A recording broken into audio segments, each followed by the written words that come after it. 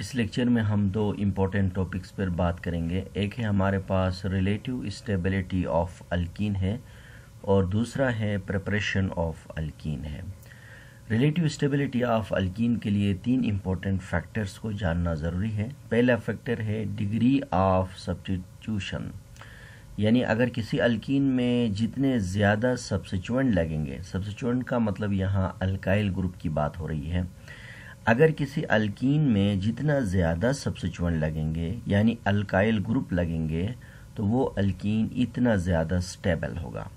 For example देखें, हमारे पास यहाँ एक अल्कीन है और ये टेट्रा सब्स्टिट्यूटेड अल्कीन है और इसमें आप देखें यहाँ पर CH3 यानी 3 अल्काइल ग्रुप लगे हैं और ये जो अल्काइल जो ग्रुप होते हैं ये इलेक्ट्रॉन डोनेटिंग ग्रुप होते हैं और जिसकी वजह से पाई बॉन्ड को ज़्यादा स्टेबलाइज करते हैं।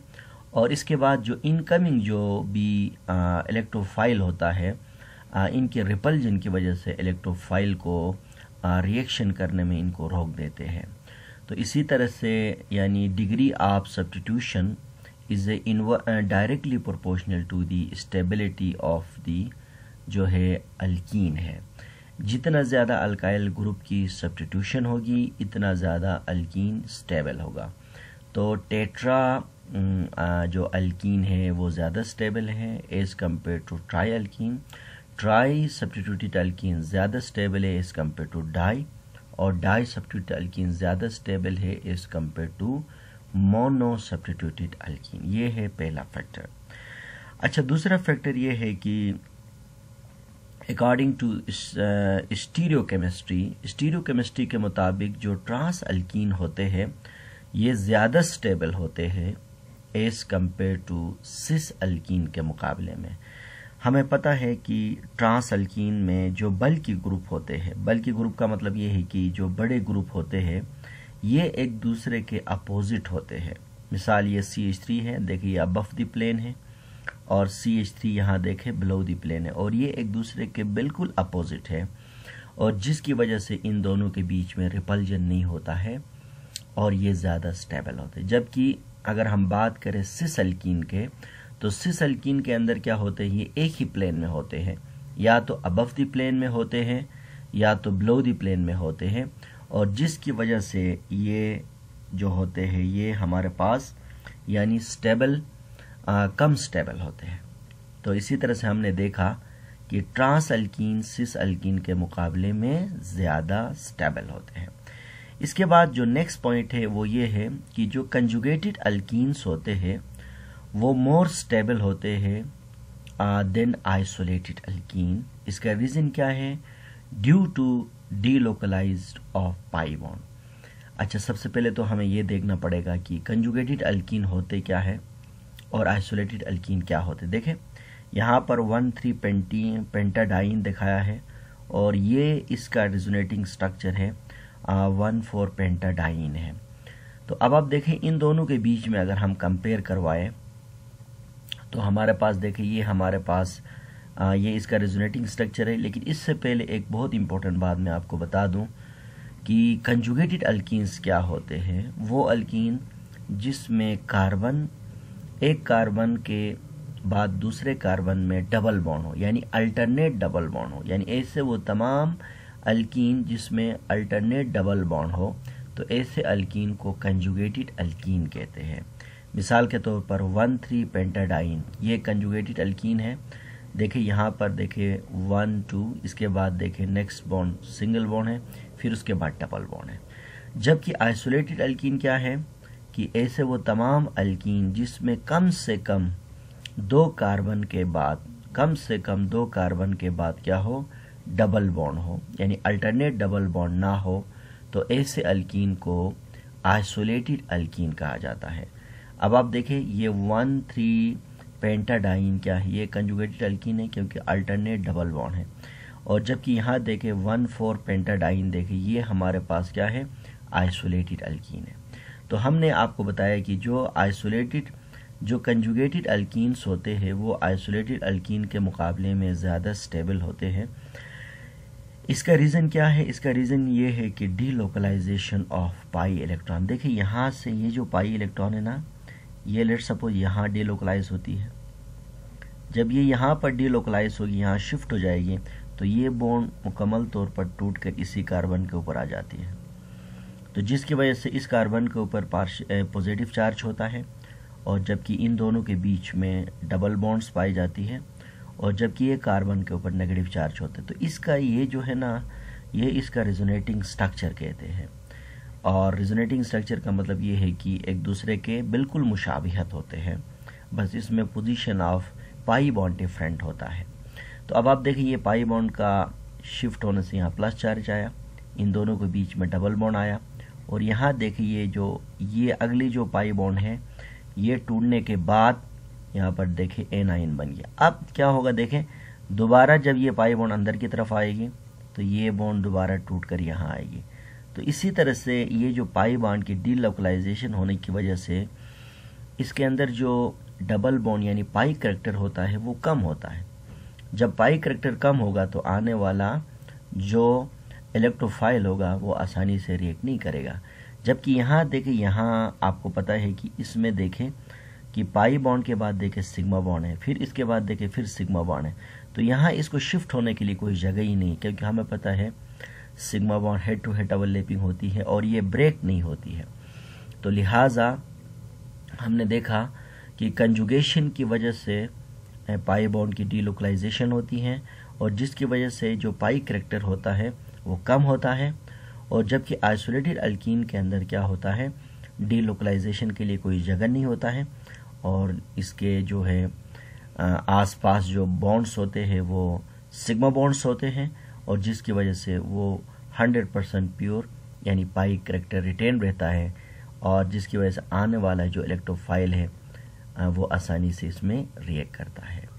तो ये 3 फैक्टर है, और जो कि हमारे पास अल्कीन की जो है स्टेबिलिटी के हवाले से बहुत इम्पोर्टेंट है। इसके बाद हम बात करेंगे कि प्रिपरेशन ऑफ अल्कीन्स। देखें, अल्कीन की प्रिपरेशन हमारे सिलेबस में अल्कीन के 2 प्रिपरेशन है। पहला प्रिपरेशन है डिहाइड्रेशन ऑफ अल्कोहल्स। डी का मतलब है रिमूवल, हाइड्रेशन का मतलब है वाटर, और अल्कोहल का मतलब है अल्काइल के साथ OH ग्रुप लगाने से अल्कोहल बनता है। अच्छा, डिहाइड्रेशन का डिफिनीशन क्या है? देखें, removal of water molecule from an alcohol is called dehydration, या डिहाइड्रेशन ऑफ अल्कोहल है। अच्छा, डिहाइड्रेशन ऑफ अल्कोहल के लिए हमें डिहाइड्रेटिंग एजेंट की ज़रूरत होती है, और डिहाइड्रेटिंग एजेंट क्या होते हैं? वो सब्सटेंसेस जिसमें वाटर निकालने की यानी वाटर मॉलिक्यूल निकालने की स्टेबिलिटी हो, तो ऐसे सब्सटेंसेस को हम डिहाइड्रेटिंग एजेंट कहेंगे। जैसे कि लिखा गया कि dehydrating agent are substance which ability to remove water molecule is called dehydrating agent. मिसाल के तौर पर हमारे पास देखिए, हमारे पास एल्युमिनियम ऑक्साइड है, फास्फोरिक एसिड है, और फास्फोरस हमारे पास 5 ऑक्साइड है, फास्फोरस सल्फेट है हमारे पास। तो ये हमारे पास क्या है? डिहाइड्रेटिंग एजेंट है। अब इन डिहाइड्रेटिंग एजेंट की मदद से हम क्या करेंगे कि अल्कोहल के हम डिहाइड्रेशन करेंगे, और ताकि हम अल्कीन बना सकें। इससे पहले मैं आपको एक इम्पोर्टेंट बात बता दूं कि अल्कोहल के 3 टाइप्स होते हैं, जिनमें से प्राइमरी, सेकेंडरी और टर्शियरी अल्कोहल होता है। आप देखें, इसमें आप ये देखें, इसको 1 डिग्री अल्कोहल भी कहते हैं, ये इसको कहते हैं हम लोग प्राइमरी अल्कोहल, और ये भी हमारे पास क्या है? Primary alcohol. अच्छा, प्राइमरी अल्कोहल क्या है? ज़रा इस पे गौर करें। देखिए, ये हमने इस पे स्टार लगाया, यानी ये फंक्शनल ग्रुप, यानी फंक्शनल ग्रुप जिस कार्बन के साथ अटैच हो और वो फर्दर क्या हो, एक और कार्बन के साथ अटैच हो, ये 2 लगाते इसमें हम, ये फर्दर एक और कार्बन के साथ अटैच हो, तो उसको हम क्या कहते हैं? प्राइमरी अल्कोहल कहते हैं। देखिए आप, ये जो फंक्शनल ग्रुप OH है, ये जिस कार्बन के साथ अटैच है उस कार्बन को हम अल्फा कार्बन कहते हैं। आप इसको अल्फा का नाम दे सकते हैं, और अल्फा कार्बन के साथ जो कार्बन अटैच है उसको हम कहते हैं बीटा कार्बन कहते हैं। इसी तरह से ये देखें, हमारे पास अल्फा कार्बन है, ये फर्दर एक बीटा कार्बन के साथ अटैच है। तो ये हो गया प्राइमरी अल्कोहल, जिसको हम 1 डिग्री अल्कोहल भी कहा जाता है। इसके बाद है हमारे पास सेकेंडरी अल्कोहल। अच्छा, सेकेंडरी अल्कोहल क्या है? देखें, यानी आप यहाँ से देखें कि इसमें देखें कि फंक्शनल ग्रुप यानी OH जिस कार्बन के साथ अटैच हो, ये फर्दर 2 कार्बन के साथ अटैच हो, तो इनको हम क्या कहते हैं, सेकेंडरी अल्कोहल यानी 2 डिग्री अल्कोहल कहते हैं। ये एक सेकेंडरी अल्कोहल का एक एग्जाम्पल है। इसके बाद देखिए टर्शरी अल्कोहल क्या है, OH ग्रुप जिस कार्बन के साथ अटैच हो, ये इसको अल्फा कार्बन कहते हैं, और ये फर्दर 3 बीटा कार्बन के साथ अटैच हो, तो इनको हम कहते हैं टर्शरी अल्कोहल यानी 3 डिग्री अल्कोहल कहा जाता है। अब हम क्या करेंगे, प्राइमरी अल्कोहल, सेकेंडरी अल्कोहल और टर्शरी अल्कोहल से वाटर को एलिमिनेट करेंगे डिहाइड्रेटिंग एजेंट की मदद से, और अल्कीन को हम तैयार करेंगे। देखिए सबसे पहले हमने प्राइमरी अल्कोहल लिया और डिहाइड्रेटिंग एजेंट लिया हमने Al2O3 लिया, और जब हमने एल्युमिनियम ऑक्साइड डाला तो 340 से लेकर 450 डिग्री सेंटीग्रेड में हीट देने से क्या होता है, OH और H यहाँ से निकल जाते हैं, जिसके नतीजे में यहाँ पर आप देखें यानी डबल बॉन्ड की फॉर्मेशन होता है, और इन डबल बॉन्ड की फॉर्मेशन की वजह से हमारे पास क्या बना, अल्कीन बना। इसको हम मिटाते हैं तो ये हमारे पास R का मतलब है कि आप कोई भी यहाँ पर कुछ भी आप ग्रुप लगा सकते हैं, ये अल्कीन बना। तो हमने देखा कि डिहाइड्रेटिंग एजेंट एल्युमिनियम ऑक्साइड की वजह से यहाँ से OH यहाँ से निकला और इधर से प्रोटॉन निकला और वाटर की फॉर्मेशन हो गई, और प्लस हमारे पास अल्कीन की फॉर्मेशन हो गई। इसके बाद हमने क्या किया, इसी 1 डिग्री अल्कोहल में ही हमने H2SO4 लिया, तो 75% H2SO4 यूज होता है, और 140 से लेकर 170 डिग्री सेंटीग्रेड टेम्परेचर दरकार होता है। जब हम इतने टेम्परेचर में H2SO4 डालते हैं तो हमारे पास यहाँ से अल्फा से OH और बीटा से हाइड्रोजन निकलता है, और वाटर एलिमिनेट होगा और यहाँ से अल्कीन की फॉर्मेशन होगा। तो हमने देखा एल्युमिनियम ऑक्साइड भी डिहाइड्रेटिंग एजेंट के तौर पर काम किया, और H2SO4 ने भी डिहाइड्रेटिंग एजेंट के तौर पर काम किया। तो हमने देखा कि H2SO4 75% इसकी कंसंट्रेशन है, और 140 से लेकर 170 डिग्री सेंटीग्रेड इसका टेम्परेचर है। इसके बाद जब हमने बीटा 2 डिग्री अल्कोहल हमने लिया, तो देखते हैं तो यहाँ पर हमारे पास H2SO4 60% दरकार होता है, और टेम्परेचर भी हमें कम चाहिए होता है, और ये बेसिकली सेट्ज़अप रूल है, इनके ज़रिए से हम इसको एक्सप्लेन करते हैं। तो यहाँ पर देखिए 60% हमारे पास अल्कोहल, जबकि प्राइमरी के लिए देखें हमारे पास 75% अल्कोहल यूज़ हुआ, और टेम्परेचर भी प्राइमरी के लिए ज़्यादा और सेकेंडरी के लिए कम था। तो इसका रीज़न ये है कि सेकेंडरी अल्कोहल में 2 बीटा कार्बन होते हैं, और जिसकी वजह से नंबर ऑफ बीटा हाइड्रोजन ज़्यादा होते हैं, तभी टेम्परेचर भी कम दरकार होता है और कंसंट्रेशन ऑफ H2SO4 भी कम चाहिए होता है। और अब आप देखें आपकी मर्ज़ी है, आप राइट साइड से हाइड्रोजन निकालें या लेफ़्ट साइड से निकालें। तो हमने राइट साइड से निकाला इधर से, और यहाँ से एक हाइड्रोजन निकला और यहाँ से OH, तो इन दोनों के बीच में डबल बॉन्ड आया और वाटर की फॉर्मेशन हुआ, तो अल्कीन की फॉर्मेशन हो गई। इसके बाद हमने क्या किया कि 3 डिग्री अल्कोहल हमने यूज़ किया। जब हमने 3 डिग्री अल्कोहल यूज़ किया तो H2SO4 की परसेंटेज 20% और रहा, और टेम्परेचर भी कम दरकार हुआ, 85 डिग्री सेंटीग्रेड टेम्परेचर हमें दरकार हुआ। तो अब इसका रीज़न ये है कि अब टर्शरी अल्कोहल ज़्यादा स्टेबल है, ज़्यादा स्टेबल नहीं, ज़्यादा फिजिबल है रिएक्शन के लिए। इसका रीज़न ये है कि अल्फा कार्बन देखे 3 बीटा कार्बन के साथ अटैच है। अब 3 बीटा कार्बन होने की वजह से इसके पास नंबर ऑफ हाइड्रोजन बढ़ना शुरू किया, यानी नंबर ऑफ हाइड्रोजन ज़्यादा दरकार हो गए।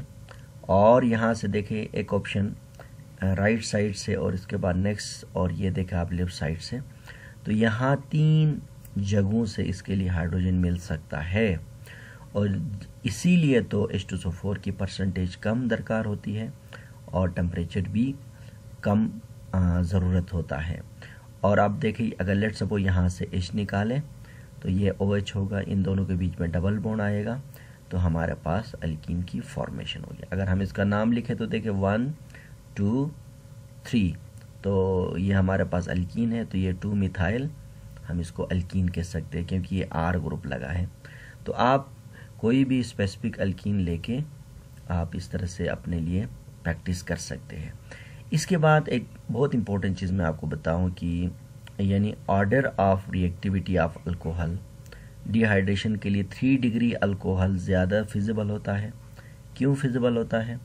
हमने देखा कम टेम्परेचर चाहिए और H2SO4 की मकदार भी कम, क्योंकि इसके अंदर देखें यहाँ पर 3 बीटा कार्बन है, जिसकी वजह से नंबर ऑफ हाइड्रोजन ज़्यादा है। इससे कम फिजिबल हमारे पास क्या है, 2 डिग्री अल्कोहल है। ये एग्ज़ाम में इस तरह भी पूछ सकते हैं, 2 डिग्री अल्कोहल। और इससे कम फिजिबल क्या है, 1 डिग्री अल्कोहल है। आगे मैं आपको इनके कार्बोकेटाइन के बारे में बताऊंगा। अभी इस लेक्चर में आपको कार्बोकेटाइन हम नहीं बता सकते हैं, क्योंकि आपको आगे हम कार्बोकेटाइन के बारे में भी डिटेल में डिस्कस करेंगे।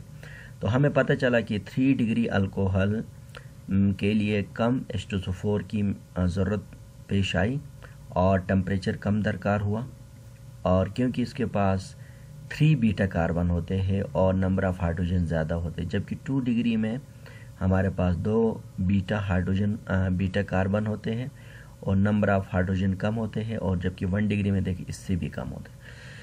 इसके बाद एग्ज़ाम में अक्सर एक सवाल पूछते हैं इन डिहाइड्रेटिंग एजेंट्स के बारे में। एक सवाल ये पूछा जाता है कि एल्युमिनियम ऑक्साइड इतना पावरफुल या फिजिबल ऑक्सीडाइजिंग एजेंट नहीं है एज कम्पेयर टू H2SO4। तो ये जर्नल एक सवाल पूछते हैं।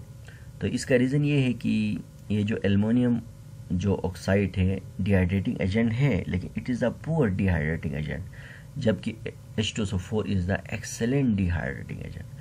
तो इसके लिए जवाब ये बनेगा कि एल्युमिनियम जो ऑक्साइड है, इसको अगर हम डिहाइड्रेटिंग एजेंट के तौर पर अगर हम इसको वो करें इस्तेमाल करेंगे, तो ऐसे में क्या होगा कि इसको इस्तेमाल करेंगे तो यहाँ ये 340 से लेकर 450 डिग्री सेंटीग्रेड पर ही यानी प्राइमरी सेकेंडरी टर्शियरी अल्कोहल को डिहाइड्रेट कर देगा। यानी aluminium oxide primary secondary tertiary alcohol को डिफरेंट टेम्परेचर में डिहाइड्रेट नहीं कर सकता, एक ही टेम्परेचर में करता है। तो लिहाजा हम एल्युमिनियम ऑक्साइड को हम प्रेफर नहीं करते, जबकि H2SO4 देखें डिफरेंट कंसंट्रेशन में और डिफरेंट टेम्परेचर में प्राइमरी सेकेंडरी और टर्शियरी अल्कोहल को जो है ना डिहाइड्रेट कर लेता है। तो इसलिए हम ये कह सकते हैं कि H2SO4 डिफरेंट टेम्परेचर और डिफरेंट कंसंट्रेशन में प्राइमरी सेकेंडरी और टर्शियरी अल्कोहल को डिफरेंशिएट कर सकता है, और जबकि एल्युमिनियम ऑक्साइड एक ही टेम्परेचर में तीनों को जो है ना डिहाइड्रेट करता। तो लिहाजा H2O3 क्या है, it is not a good dehydrating agent. जैसे कि मैंने लिखा, it's not a best dehydrating agent because it dehydrate alcohol in a same temperature. ये मैंने आपको इसके बारे में लिखवाया एल्युमिनियम ऑक्साइड के हवाले से।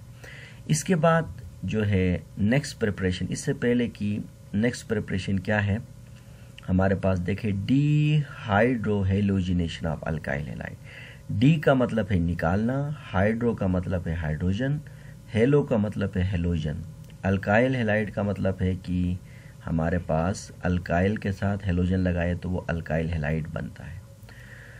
तो हम इनके ज़रिए से भी हम अल्कोहल जो कि हम अल्कीन्स बना सकते हैं। वो कैसे देखें आप, सबसे पहले इसका डेफिनेशन हम अंडरस्टैंड करते हैं। रिमूवल ऑफ H यानी hydrogen and X halogen from alkyl halide is known as the dehydrohalogenation of alkyl halide. मिसाल के तौर पर ये हमारे पास देखें this is the alkyl halide है, और ये देखिए फंक्शनल ग्रुप है, और ये हमारे पास अल्फा कार्बन है, ये हमारे पास क्या है बीटा कार्बन है। हम यहाँ पर क्या करते हैं कि अल्कोहलिक KOH इस्तेमाल करते हैं। ये एक बहुत इंपॉर्टेंट बात आप याद रखें कि जो अल्कोहलिक KOH होता है ना, कि ये जो है इसको एलिमिनेशन रिएक्शन के लिए इस्तेमाल किया जाता है। अगर हम इसके जगह में एक्वस KOH इस्तेमाल करेंगे तो ये आपको सब्स्टिट्यूशन रिएक्शन देगा। तो लिहाजा ये 2 इंपॉर्टेंट बातें याद करना ज़रूरी है।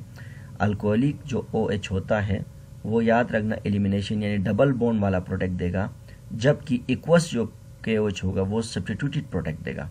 तो यहाँ पर हमें डबल बॉन्ड वाला प्रोडक्ट चाहिए, तो हमने अल्कोहलिक KOH इस्तेमाल किया।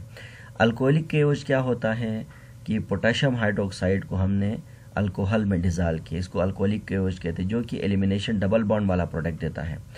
जबकि हमारे पास KOH को अगर हम पानी में डिज़ाल्व करेंगे तो इसको इक्वस KOH कहा जाता है। तो इक्वस KOH को इस्तेमाल किया जाता है सब्स्टिट्यूशन के लिए। तो इसलिए हमने यहाँ पर क्या किया, अल्कोहलिक KOH इस्तेमाल किया, और जिसके नतीजे में देखिए यहाँ पर हमारे पास ये हेलोजन, आपको पता होगा this is the minus, this is the plus charge होता है, ये पार्शली पॉजिटिव नेगेटिव है और ये पार्शली हमारे पास क्या है, पॉजिटिव है। अब यहाँ पे देखिए एरो हमेशा माइनस से प्लस की तरफ होता है, तो यहाँ से देखिए ये OH है, इधर से प्रोटॉन को निकालेगा और ये X देखिए इसके साथ रिएक्ट करेगा, तो हमारे पास जिसके बीच में अल्फा बीटा के बीच में डबल बॉन्ड आएगी और KX बनेगा और प्लस H2O की फॉर्मेशन होगी। तो इसी तरह से आप और बहुत सारे रिएक्शन लेके आप प्रैक्टिस कर सकते हैं और जिसके नतीजे में आप अल्कीन बना सकते हैं।